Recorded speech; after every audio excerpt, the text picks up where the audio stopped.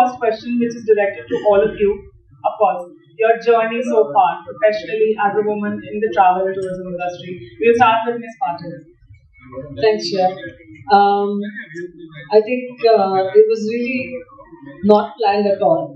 And if I had to do everything again, I'd probably do it by design and not just by chance. I happened to be a physiotherapist actually, and then I found my calling in travel, and then there was no looking back. So, starting from sales, operations, you name it, visa, all the smaller details, I worked my way up, and really happy to be crafting itineraries and giving it out to the people out there and seeing the happiness on people's faces. So, yes, today we are at Veena World. One of the founders, my other three founders are also here. And we are looking after an excellent team to make sure that every product we make is brought to fruition and people are happy to go on tours. Thank you. Thank you for having me. I'm the director of the Jordan Tourism Board, and I'm actually the first person to be hired at the Tourism Board before our bosses in Jordan were hired. So we started the office in North America, and it was purely being in the right place at the right time, but also being a woman that asserts herself. And so I think for me it's the passion that comes with the work, but also the ability to be out there and to network. And when you have a passion and a drive for something, I think that comes out. And so I've been able to run the Tourism Board. I'm also on the board of directors of the Adventure Travel and Trade Association, one of 3 women. And I'm also the chair of a nonprofit organization in the U.S. Called Tourism Cares, which is a nonprofit organization that's run by the travel industry that helps connect travelers to local communities around the world.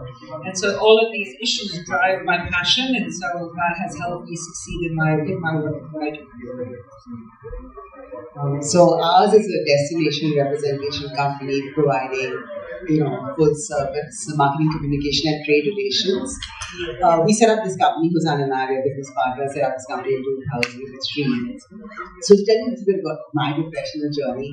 So after my MBA, I started my career with the Oberoi Hotels, and I worked here for about 7 years. I was sales manager, and that's the time when I had 2 children. And I wanted to devote some of my time to the kids, so I actually took a sabbatical for 2 years. By the end of 2 years, I was really ready to get back, and I was wondering whether this sabbatical that I had taken was going to impact the rest of my career. Would I get another good job, and what would be the future? But I think my fears were set aside quite soon as I joined a PR firm. I did a bit of PR for some time. I was deputy CEO there for a little while. But I always realized that what I really enjoyed and where my passion lay was really with the travel and hospitality industry. So in a way, I really wanted to get back to that. And it's about that time when outbound travel business started booming in India. This is talking about the early 2000s. And a lot of countries were looking at India, and they wanted to, get a pie of the very lucrative market that India had. And there were very few destination representation companies. I don't think many existed at that time. And that's when Huzan and I decided to set up a destination representation company. So I do like to believe that we are one of the pioneers in this industry. And of course, now we celebrated our 20th year last year, so it's been a nice long journey. And now there's no looking back. We have some very prestigious clients that we handle. So I started my career in journalism and marketing, and my career quickly took me to specialize in luxury and sustainability. So my background is jewelry, so luxury jewelry, every woman's dream job, and luxury hotels, and now a beautiful sustainable destination, which is Bhutan. So my job is the Chief Marketing Officer, and I get to promote this dream destination that has so much to offer and so many stories to tell to the global audience. So quite like you, I mean, this was a career I fell into, but it would definitely be something that I would do by design if I had the chance again. Thank you. Well, for me, travel started probably when I was in college. And the reason I started traveling in college is we wanted to bunk. And I got into a cricket team where, because we wanted to travel, we really didn't want to get selected. And we thought that we could go off and we could see different cities. That's when the travel bug came on to me. So after college, yes, the travel passion was there. I worked with an airline, that's Pan American Airlines, for a little while. And then I joined a travel agency where I met my husband. And together, then it just fell through, where we started our own company. And it's now 25 years of my company, and probably more than 30 years that I'm in this industry. So this passion still continues, and I think it will still continue. And I think I have dropped it off to my son too. So yes, that's how we started the company. That's amazing to hear, and I think you're already pretty inspired by how differently your career trajectories have been. And in the end, travel is what has brought you here together. So, coming to the next question, do you feel that in comparison with other industries, women have more advantages in the travel and tourism industry? I wouldn't say we have an advantage, but I would put it this way, that travel being a service industry, it's somewhere that I think women can do naturally really well. Because along with everything else that you need to excel, intelligence, knowledge, and everything else that you need, I think women have a little more empathy, surely. And that goes a long way when it comes to travel, because this is a field where you can't just work with your head, you have to work with your heart. And unless you have the passion and unless you have the feeling to go ahead, because there are a lot of times when you will face a question that, is it right? And then, do you listen to your head or do you listen to your heart? And I think a lot of us, like you can see all of us here, are passionate about it. You need the passion, you need the warmth, you need the empathy to really excel. So I would say definitely being in service, we have a natural inclination towards it. We have to work equally as hard as the men do. I think maybe the men have to work a little harder. So yes, I think travel can really work for women. I agree with you, and also women are ones who are usually making the decision of where to go and when to go, and so they really want to connect with another woman to be able to talk about their experiences and what they want, and especially if they're traveling with a family, then they want to talk to someone who understands what that means and what they're looking for, etc. So I think that helps tie it all together as well. Yeah, I think women are doing really well in this industry. I think it is one industry where you don't really see much of a class ceiling. The women I've interacted with throughout my career, like even when I just started yoga hotels, I like to call out Ragini Chopra, who was the then director of sales and marketing. She was like a stellar role model for all of us and broke all class ceiling myths. And today she is the executive director of Interglobe. And like that, there are so many examples of women who've done so well. And I think all across, whether it's hotels, airlines, travel agencies, I really feel that women are doing really well, and they have all the qualities, obviously, to be in these positions that they are. So, I think travel and tourism and hospitality is an industry that it works very nicely with women's inherent sense of hospitality and welcoming and genuineness, and travel changes, so there's more demand for experiential travel. I think women are extremely well placed to kind of drive those trends and also get on top of what needs to happen. But at the same time, yes, while women have been very, very successful, and you see so many powerful women tour operators and hoteliers, and they hustle and they're amazing. But if you look at all the big hotels or all the big travel brands in the world, how many of the senior management are actually women? I don't think it's actually a very equal representation. So I think probably at the mid-management level and operator level, women are doing very well. But in the senior management level, I wouldn't have thought so. Yeah, I agree with Sunila and everyone else who've put in their points and said that yes, I feel that women have an equal share a little bit in our industry. Again, women, if you see, they have they are they have their own agencies. They're starting their own companies. They are empowering more women to work, and there are a lot of women having being leaders in their own fields, in the hotel industry, in the airline industry. So I think women are catching up, and they're almost there. I would put it as equally over there with the men. Can I just jump in? Sorry, I agree with Carissa because if you look at the CEO level, there are no women. I believe there are no women CEOs of any airline that I know of, and so we do have still a way to go, and we still have to fight, and we have to fight for equal pay. And yesterday, I was in a coffee shop here in Mumbai. This is my first time to India. I love it. But the waitress that I was talking to was talking about, I was asking her questions from the questions you sent me so that I know how to answer them correctly.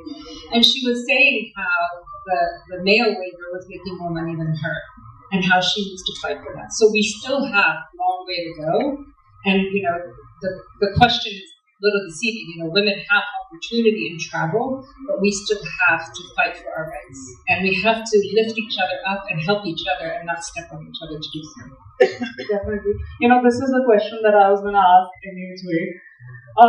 So, Mrs. Asfour has already given her take. What do you guys feel about the pay disparity? Do you feel that there is a pay disparity in this industry? We have leaders from India, we have from Bhutan.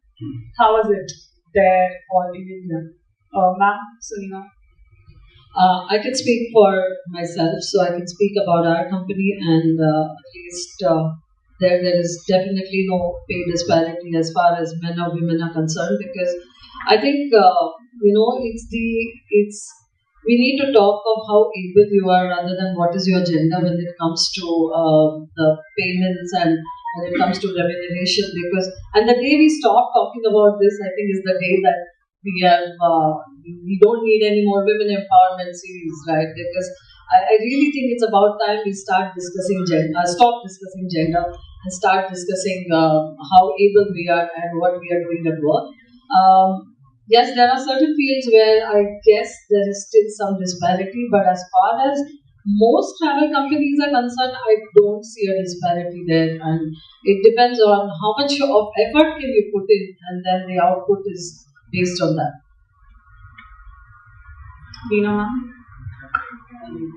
I agree with Sunila that I don't think it's about gender. It's more about what skills you have and what you bring to the table. I think that is what is really important. In Bhutan, I don't. Sorry, go. But yeah, I also want to add that to some extent I do agree when you do say that you have more women at the mid-level, but at the really top level, at the CEO level, you don't find so many women. But I also feel to some extent in India that is also a matter of choice. A lot of women want to give up their careers after they have children, or their priorities have changed. So that could also be one reason why you don't really reach the top. In Bhutan, I don't think it's an issue of pay disparity. Bhutan is actually a matriarchal society, so there's actually quite a lot of inherent respect, rights for women. So, for instance, when men and women get married, the men often move into the woman's home, and property is passed down through the woman's family. So I wouldn't say there's actually disparity very often in terms of gender, but it's more about opportunities. For instance, guiding. In Bhutan, you need a guide.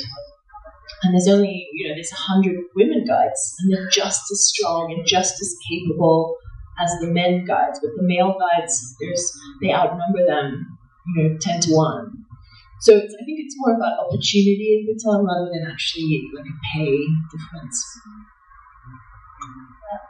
That goes for my company too. There's no pay disparity. It's the quality of work, it's the type of work you do, the effort that you're putting in, and the way the company is growing, how you can help the company to grow. And I feel that's what I tell my team. I said we all grow together. So we generally don't. I'm not seeing that issue coming up with us either. And like everyone said, you got to work and you got to earn it. I think that's the way it should be. I think what we can draw from this question, the answer that you guys have given is that in the end, when a woman is at the leadership role, then I think that's where we are seeing the pay parity. That's where we are not seeing the pay disparity. Now, so we have a lot of tourism students here, education, in terms of education. And since we were talking about empowering women, future women in this particular industry, what skills or training do you feel is needed by the upcoming tourism students? Which maybe, how do you go about your hiring basically? What skills or training do you look for when you're hiring people in your companies? Right. So the first, of course, is educational qualification, and I'm sure they're tourism students, so they have that under their belt already. I would say the soft skills are really very important because at the end of the day, if you are able to be a team player, you can really go a long way. So that becomes the most important thing, when you're starting your career. Also keeping updated, because a lot of times we walk out of college and we feel that's it, I've done whatever was to be learned, whatever was to be studied. I've done all that and now I'm only going to work. It's never like that. And in tourism, definitely not. So if you have the passion, if you have the will and if you have the skill to do it, then you have to keep updating yourself because there's always something new. Something new is always around the corner, something new is always coming up. And if you cannot innovate, if you cannot do something new all the time, then definitely you cannot progress ahead. So yeah, as a tourism student, bear in mind that there's a lot that you will have to learn going ahead, and experience teaches you a lot too. So learn to be a team player, and that will definitely take you ahead. So I am looking at things from a different lens because I don't live in India, and so I live in the U.S. I'm in charge of marketing the country of Jordan in North and South America, so my story is a little bit different. But yes, education is a very key point, but passion for what you're doing is a very important piece. In our world, the tourism industry it's all about networking. It's about meeting people, going out, making sure you grow your database, making sure you know who you're talking to, making sure you connect people with each other. Being that middle person that connects people also is a very important piece. And that's how you get to grow in the industry. It's important to be able to be vulnerable, but also put yourself out there and lead.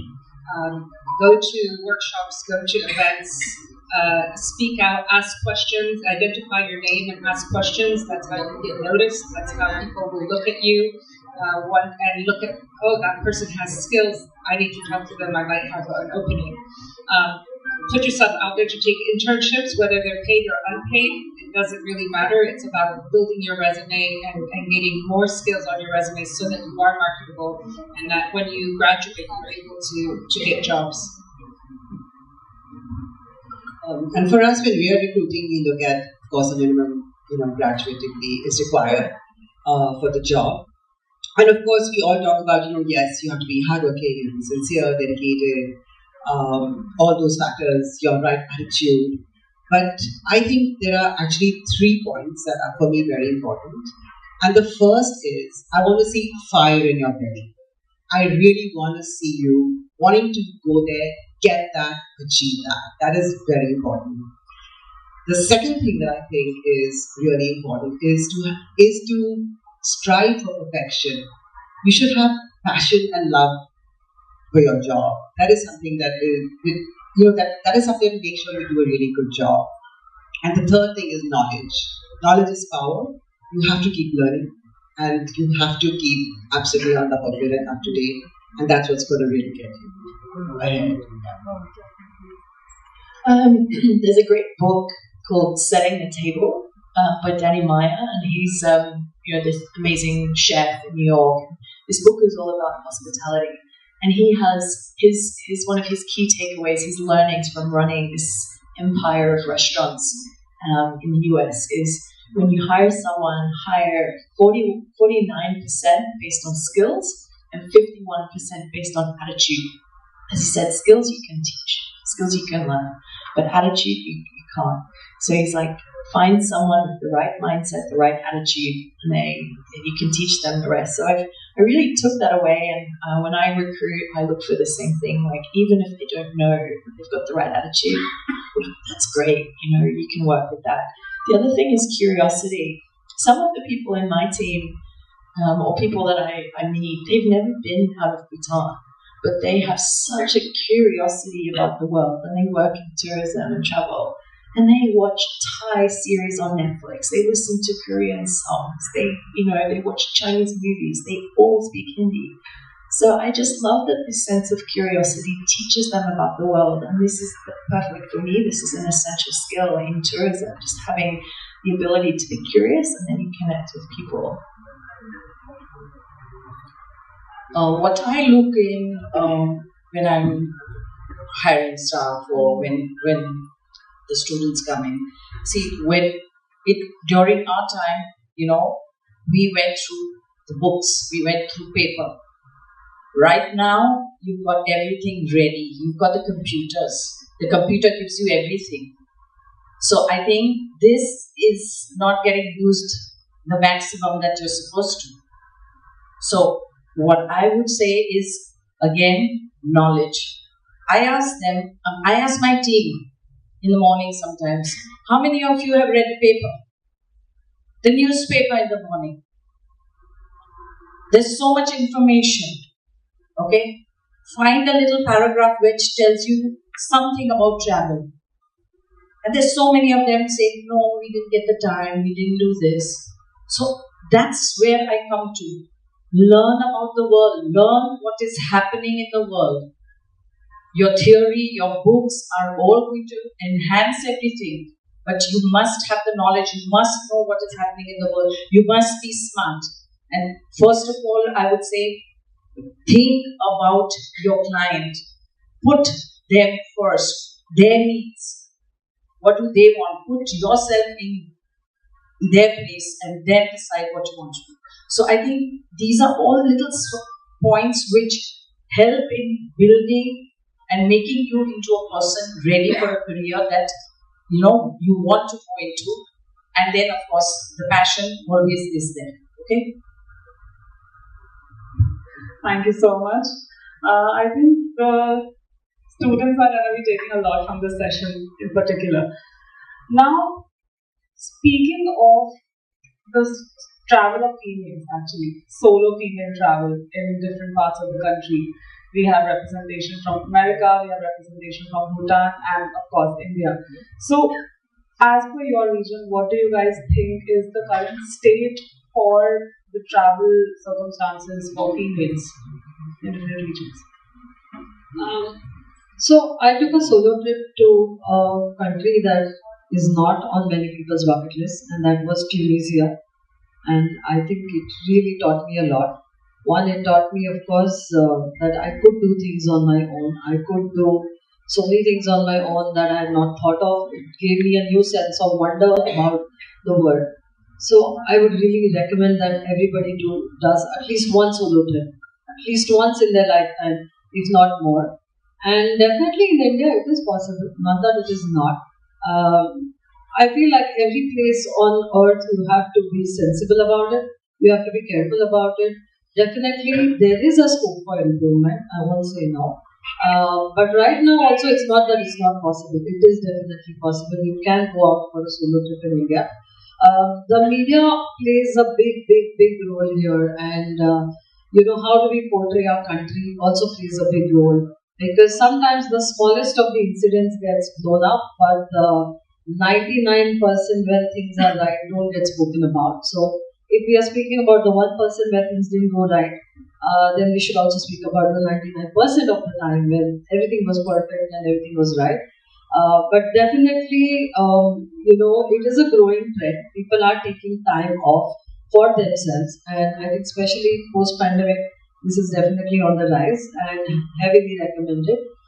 Go there because it is different. It is different to be able to see things when you have zero responsibilities on your head. You don't have to think of anyone else, but for once you can actually think of yourself. So yes, I would recommend a solo trip in India and everywhere else. Yeah, so solo female trips are on the rise, especially outbound from the U.S. market and inbound into Jordan.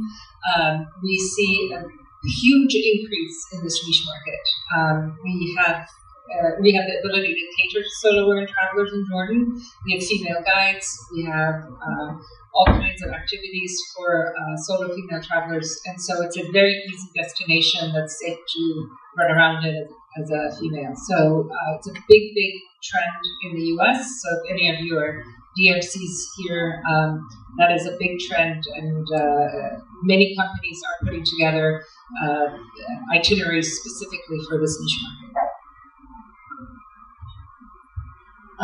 Just reflecting the rise in solo travel globally, Bhutan's definitely been on the receiving end of that.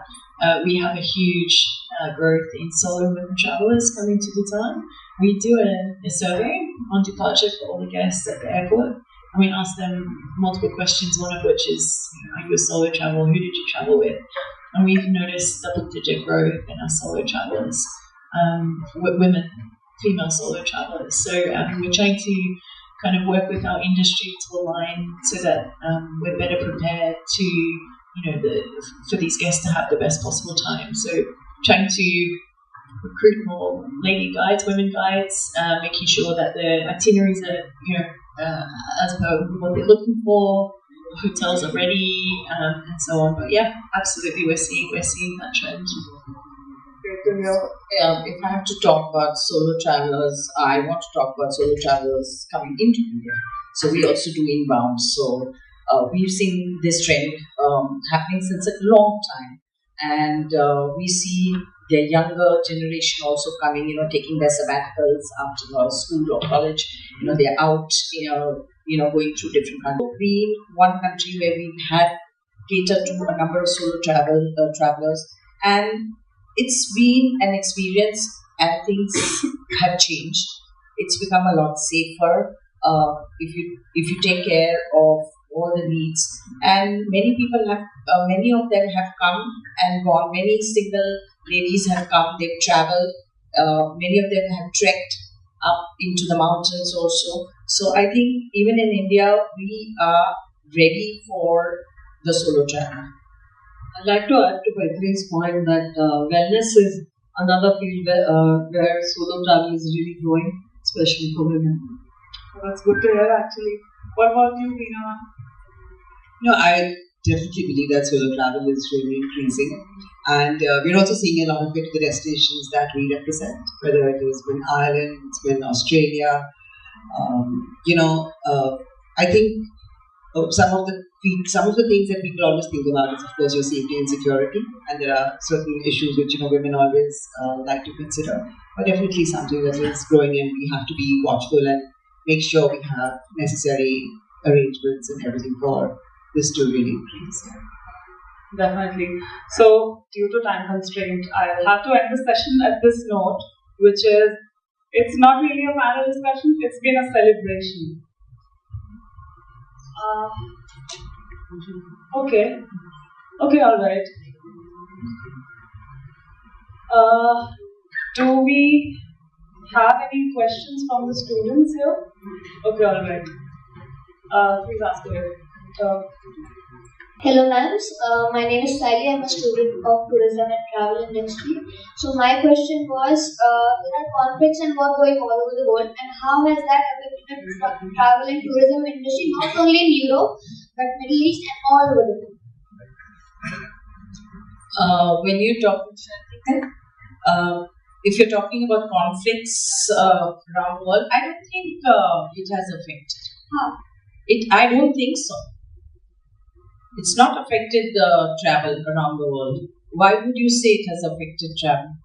For example, the Ukrainian people are not traveling outside Ukraine, and they are not incoming travel to Ukraine and other areas. Yes, it's obvious when there is unrest, you would not go to that area or they would not come. But the rest of the world is open for you. How? So are you only talking about the Ukrainian people? No, all of the world. So exactly. So you're talking about people traveling. So how do we deal with it if there are conflicts and problems? Bookings done, like how do we deal with it?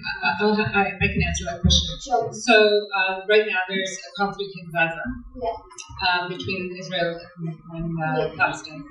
And Jordan is next door. We're victims of misperception because of the conflict next door. So our tourism has dropped because of perception. So as a destination, what our role is we have to educate.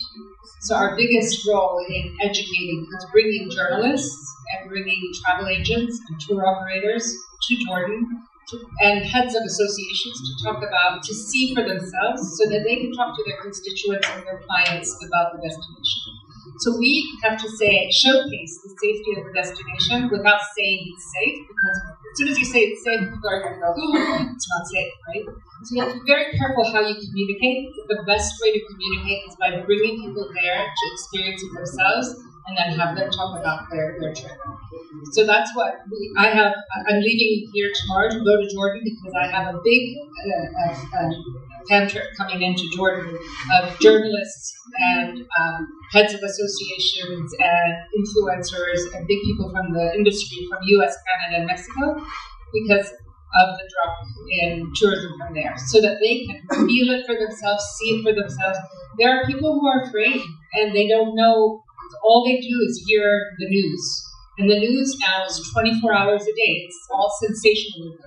One of the leaders in the travel industry in the US used to say the best thing for the travel industry is to buy CNN and shut it down. And so there's some truth to that, So you have to think about ways to communicate to your clients. You have to go and check with the destination, really feel what's going on in a destination, understand the geography around it, because there isn't basically awareness.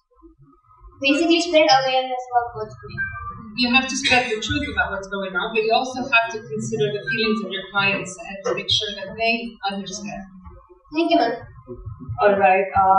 I think we'll have to wrap up definitely because time constraint. Thank you so much for you guys for coming here today. And here are some mementos that we would love to give to you as a token of thanks.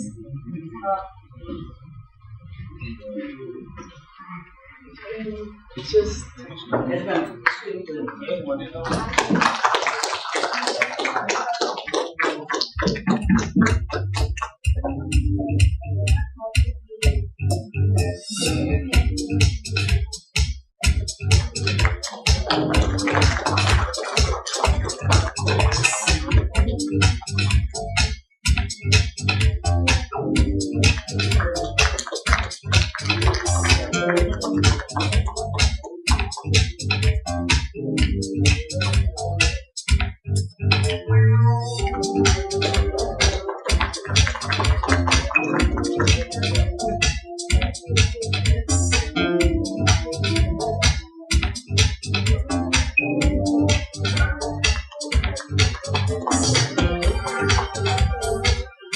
we'll just have a quick group picture and then we'll wrap up the event.